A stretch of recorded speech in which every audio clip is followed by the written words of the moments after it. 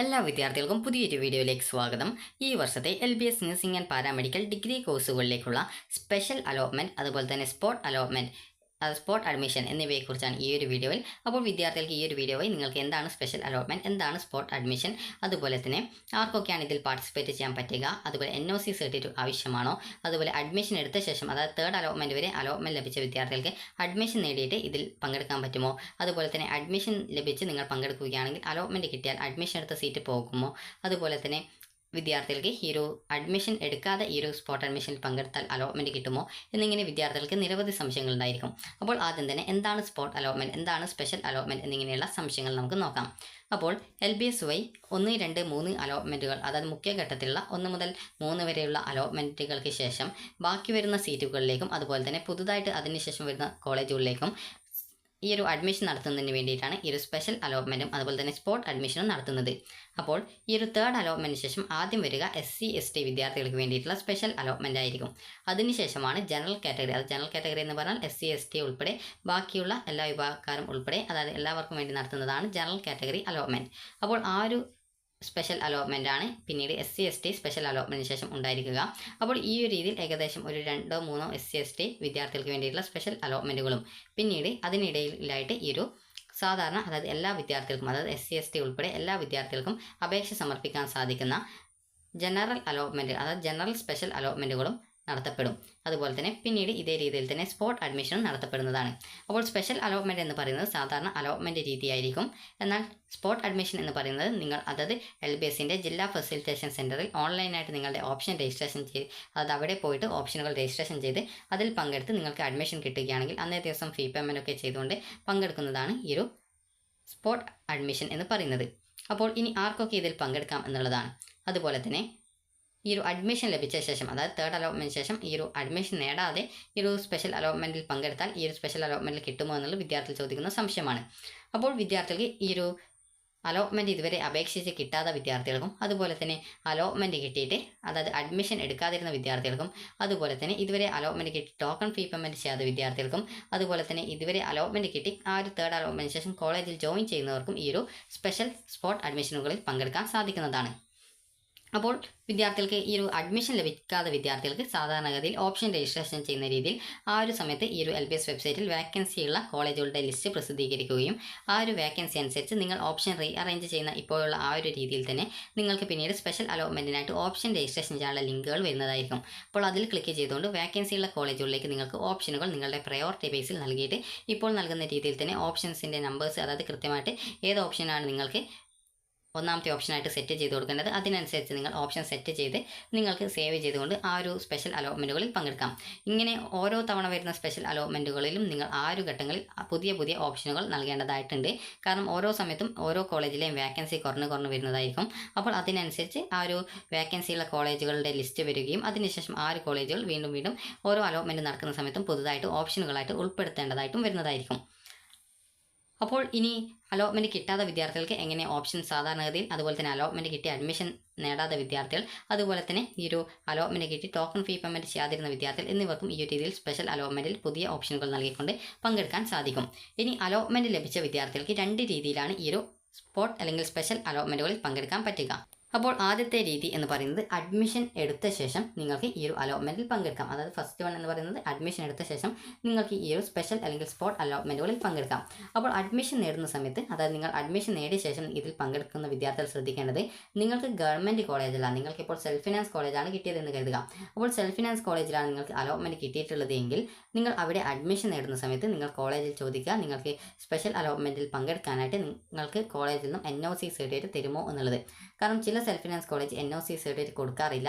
അപ്പോൾ അങ്ങനെ കൊടുക്കാതിരിക്കുകയാണെങ്കിൽ നിങ്ങൾക്ക് പിന്നീട് സ്പെഷ്യൽ അലോട്ട്മെൻറ്റിൽ പങ്കെടുക്കാൻ സാധിക്കുന്നതല്ല. അതുപോലെ തന്നെ ഈ ഒരു NOC സർട്ടിഫിക്കറ്റ് കിട്ടുകയാണെങ്കിൽ നിങ്ങൾക്ക് സ്പെഷ്യൽ അലോട്ട്മെൻറ്റിൽ ഓപ്ഷൻ രജിസ്ട്രേഷൻ ചെയ്ത് പങ്കെടുക്കാവുന്നതും, അതുപോലെ തന്നെ നിങ്ങൾക്ക് സ്പെഷ്യൽ അലോട്ട്മെൻറ്റിൽ ഏതെങ്കിലും ഒരു കോളേജിലേക്ക് കിട്ടുകയാണ് എങ്കിൽ ആ ഒരു കിട്ടിയ കോളേജിലേക്ക് മാറേണ്ടതായിട്ടും വരുന്നതായിരിക്കും. അതായത് ആദ്യം കിട്ടിയ സീറ്റ് പോവുകയും പിന്നീട് ഈ ഒരു സ്പെഷ്യൽ അലോട്ട്മെൻറ്റിൽ കിട്ടിയ കോളേജിൽ ജോയിൻ ചെയ്യേണ്ടതായിട്ടും വരുന്നതായിരിക്കും. അതുകൊണ്ട് തന്നെ സ്പെഷ്യൽ അലോട്ട്മെൻറ്റിൽ പങ്കെടുക്കുന്ന വിദ്യാർത്ഥികൾ ആ ഒരു കാര്യം പ്രത്യേകം ശ്രദ്ധിക്കേണ്ടതാണ്. അതുപോലെ നിങ്ങൾക്ക് NOC ലഭിക്കുകയാണെങ്കിൽ നിങ്ങൾക്ക് നിലവിലെ ആ ഒരു കോളേജിലും മറ്റൊരു കോളേജിലേക്ക് അല്ലെങ്കിൽ മറ്റൊരു കോഴ്സിലേക്ക് കിട്ടുകയാണെങ്കിൽ നിങ്ങൾ നൽകിയിട്ടുള്ള ഫീസ് തിരിച്ച് കിട്ടുകയും അതുപോലെ ടോക്കൺ ഫീ പേയ്മെൻ്റ് ആയിട്ട് അടച്ച തുക നിങ്ങൾക്ക് LBS സെൻറ്റർ ആ ഒരു പുതുതായിട്ട് അലോട്ട്മെൻറ്റ് കിട്ടിയ കോളേജിലേക്ക് ട്രാൻസ്ഫർ ചെയ്യുന്നതും ആയിരിക്കും.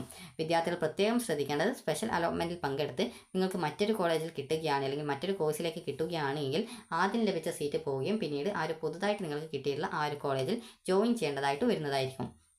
ഇനി വിദ്യാർത്ഥികൾക്ക് അലോട്ട്മെൻറ്റ് കിട്ടിയ വിദ്യാർത്ഥികൾക്ക് അഡ്മിഷൻ എടുക്കാതെ സ്പെഷ്യൽ അലോട്ട്മെൻറ്റ് അല്ലെങ്കിൽ സ്പോട്ട് അലോട്ട്മെൻറ്റിൽ പങ്കെടുക്കുന്ന രീതിയാണ്.